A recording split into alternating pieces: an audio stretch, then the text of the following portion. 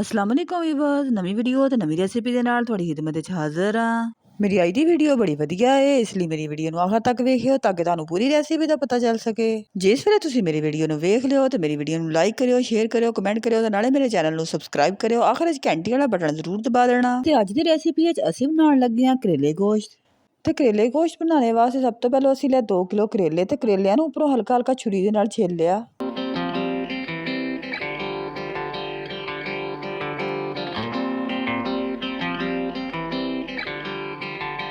ਕਰੇਲੇ ਸਾਰੇ ਛਿੱਲ ਹੋ ਗਏ ਆ ਤੇ ਹੁਣ ਇਹਨਾਂ ਨੂੰ ਕੱਟ ਲੈਣਾ, ਜਿਸ ਤਰ੍ਹਾਂ ਕਿ ਤੁਸੀਂ ਵੀਡੀਓ ਵਿੱਚ ਵੇਖ ਸਕਦੇ ਹੋ।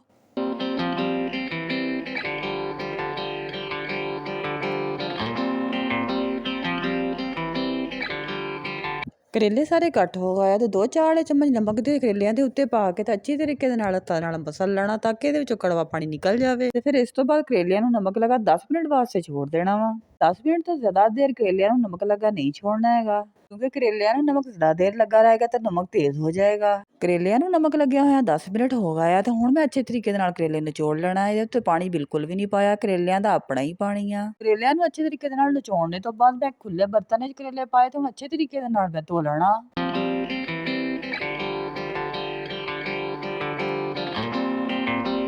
ਕਰੇਲੇ ਅੱਛੇ ਤਰੀਕੇ ਨਾਲ ਧੋ ਕੇ ਨਿਚੋੜ ਕੇ ਇੱਕ ਸਾਈਡ ਦੇ ਉੱਤੇ ਰੱਖ ਲੈਣੇ। ਦੂਸਰੀ ਸਾਈਡ ਦੇ ਉੱਤੇ ਚੁੱਲ੍ਹੇ ਦੇ ਉੱਤੇ ਫਰਾਈ ਪੈਨ ਚੜਾ ਲੈਣਾ, ਦਾ ਵਿੱਚ ਹਸਬੇ ਜ਼ਰੂਰ ਤੇਲ ਦਾ ਸ਼ਾਮਲ ਕਰ ਦੇਣਾ। ਜਿਸ ਵੇਲੇ ਤੇਲ ਮੱਠਾ ਜਾਂ ਗਰਮ ਹੋ ਜਾਵੇ ਕਰੇਲੇ ਤੇਲ ਵਿੱਚ ਸ਼ਾਮਲ ਕਰ ਦੇਣੇ ਆ ਤੇ ਮੱਠੀ ਮੱਠੀ ਅੱਗ ਦੇ ਉੱਤੇ ਫਰਾਈ ਕਰਨੇ ਆ। 1 ਮਿੰਟ ਫਰਾਈ ਕਰਨੇ ਤੋਂ ਬਾਅਦ 1 ਨਿੰਬੂ ਦਾ ਰਸ ਵੀ ਸ਼ਾਮਲ ਕਰ ਦੇਣਾ ਕਰੇਲਿਆਂ ਦੇ। ਇਸੇ ਤਰ੍ਹਾਂ ਹੀ 2 ਤੋਂ 3 ਮਿੰਟ ਵਾਸਤੇ ਮੱਠੀ ਜੀ ਅੱਗ ਦੇ ਉੱਤੇ ਫਰਾਈ ਕਰ ਲੈਣਾ ਕਰੇਲਿਆਂ ਨੂੰ। ਜਿਸ ਵੇਲੇ ਕਰੇਲੇ ਫਰਾਈ ਹੋ ਜਾਣ ਤੇ ਇੱਕ ਪਲੇਟ ਵਿੱਚ ਕੱਢ ਲੈਣਾ, ਜਿਸ ਤਰ੍ਹਾਂ ਕਿ ਤੁਸੀਂ ਵੀਡੀਓ ਵਿੱਚ ਵੇਖ ਸਕਦੇ ਹੋ। ਫਰਾਈ ਕੀਤੇ ਹੋਏ ਕਰੇਲਿਆਂ ਦੀ ਪਲੇਟ ਇੱਕ ਸਾਈਡ ਦੇ ਉੱਤੇ ਰੱਖ ਲੈਣੀ ਹੈ ਤੇ ਇਸੇ ਤੇਲ ਦੇ ਵਿੱਚ ਪਿਆਜ਼ ਸ਼ਾਮਲ ਕਰ ਦੇਣੇ ਹਸਬੇ ਜ਼ਰੂਰਤ। ਮੈਨੂੰ ਕਿਉਂਕਿ ਕਰੇਲਿਆਂ ਦੇ ਵਿੱਚ ਜ਼ਿਆਦਾ ਪਿਆਜ਼ ਪਸੰਦ ਆ, ਇਸ ਲਈ ਮੈਂ ਜ਼ਿਆਦਾ ਸ਼ਾਮਲ ਕੀਤੀ ਹੈ। ਜਿੰਨੀ ਤੁਹਾਨੂੰ ਪਸੰਦ ਆ ਤੁਸੀਂ ਆਪਣੀ ਮਰਜ਼ੀ ਦੇ ਮੁਤਾਬਿਕ ਸ਼ਾਮਲ ਕਰ ਸਕਦੇ ਹੋ।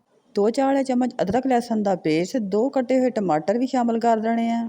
4 ਤੋਂ 5 ਸਬਜ਼ ਮਿਰਚਾਂ ਕੱਟੀਆਂ ਹੋਈਆਂ ਸ਼ਾਮਲ ਕਰ ਦੇਣੀਆਂ। 30 ਸੈਕਿੰਡ ਵਾਸਤੇ ਇਹ ਸਾਰੀਆਂ ਚੀਜ਼ਾਂ ਨੂੰ ਫਰਾਈ ਕਰ ਲੈਣਾ ਤੇ ਫਿਰ ਇਸ ਤੋਂ ਬਾਅਦ ਹਸਬੇ ਜ਼ਰੂਰਤ ਚਿਕਨ ਸ਼ਾਮਲ ਕਰ ਦੇਣਾ ਤੇ ਮੈਂ ਇੱਥੇ ਅੱਧਾ ਕਿਲੋ ਚਿਕਨ ਸ਼ਾਮਲ ਕੀਤਾ। ਤੇ ਹੁਣ 10 ਮਿੰਟ ਵਾਸਤੇ ਚਿਕਨ ਨੂੰ ਦਰਮਿਆਨੀ ਅੱਗ ਦੇ ਉੱਤੇ ਫਰਾਈ ਕਰ ਲੈਣਾ।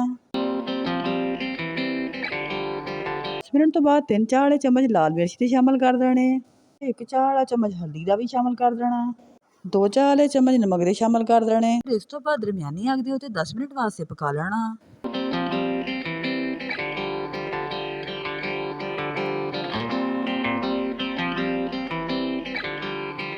ਇਸ ਵੇਲੇ ਪਕਾਉਂਦੇ ਹਾਂ 10 ਮਿੰਟ ਹੋ ਜਾਣ ਤੇ ਫਰਾਈ ਕੀਤੇ ਹੋਏ ਕਰੇਲੇ ਵੀ ਸ਼ਾਮਲ ਕਰ ਦੇਣੇ। ਜਦੋਂ ਕਰੇਲੇ ਸ਼ਾਮਲ ਕਰ ਦੋ ਤਾਂ ਫਿਰ 2 ਤੋਂ 3 ਮਿੰਟ ਵਾਸਤੇ ਮੱਠੀ ਜਿਹੀ ਅੱਗ ਤੇ ਮੱਠਾ ਜਿਹਾ ਪਕਾਉਣਾ ਤੇ ਫਿਰ ਇਸ ਤੋਂ ਬਾਅਦ ਜ਼ੀਰਾ ਤੇ ਧਨੀਏ ਦਾ ਪਾਊਡਰ ਇੱਕ ਖਾਣੇ ਵਾਲਾ ਚਮਚ ਸ਼ਾਮਲ ਕਰ ਦੇਣਾ। ਧਨੀਏ ਤੇ ਜ਼ੀਰੇ ਦਾ ਪਾਊਡਰ ਸ਼ਾਮਲ ਕਰਨੇ ਦੇ ਨਾਲ ਜ਼ਾਇਕੇ 'ਚ ਇਜ਼ਾਫਾ ਹੁੰਦਾ। ਹੁਣ ਅੱਧਾ ਕੱਪ ਪਾਣੀ ਦਾ ਪਾ ਕੇ ਢੱਕ ਦੇਣਾ 10 ਮਿੰਟ ਵਾਸਤੇ। ਸਾਲਣ ਨੂੰ ਢੱਕਿਆ ਹੋਇਆ 10 ਮਿੰਟ ਹੋ ਗਏ ਆ, ਅਸੀਂ ਢੱਕਣਾ ਚੁੱਕਿਆ, ਬਹੁਤ ਹੀ ਪਿਆਰੀ ਖੁਸ਼ਬੂ ਆਈ ਆ। ਕਰੇਲੇ ਗੋਸ਼ਤ ਸਾਡੇ ਬਿਲਕੁਲ ਤਿਆਰ ਆ। ਸਾਲਣ ਵਿੱਚ ਅਸੀਂ ਥੋੜਾ ਜਿਹਾ ਧਨੀਆ ਪਾਇਆ ਤੇ ਹੁਣ ਖਾਣੇ ਵਾਸਤੇ ਅਸੀਂ ਪੇਸ਼ ਕਰ ਦਿੱਤਾ। ਤੇ ਕਰੇਲੇ ਗੋਸ਼ਤ ਮੈਂ ਖੁਦ ਵੀ ਖਾ ਕੇ ਵੇਖੇ ਤਾਂ ਮੈਨੂੰ ਇਹਦਾ ਟੇਸਟ ਬਹੁਤ ਹੀ ਵਧੀਆ ਲੱਗਾ। ਤੁਸੀਂ ਵੀ ਆਪਣੇ ਘਰਾਂ 'ਚ ਇਸੇ ਤਰੀਕੇ ਦੇ ਨਾਲ ਕਰੇਲੇ ਗੋਸ਼ਤ ਜ਼ਰੂਰ ਬਣਾਉਣਾ ਤਾਂ ਮੈਨੂੰ ਕਮੈਂਟ ਕਰਕੇ ਜ਼ਰੂਰ ਦੱਸਣਾ ਤੁਹਾਨੂੰ ਇਹ ਰੈਸਿਪੀ ਕਿਹੋ ਜਿਹੀ ਲੱਗੀ।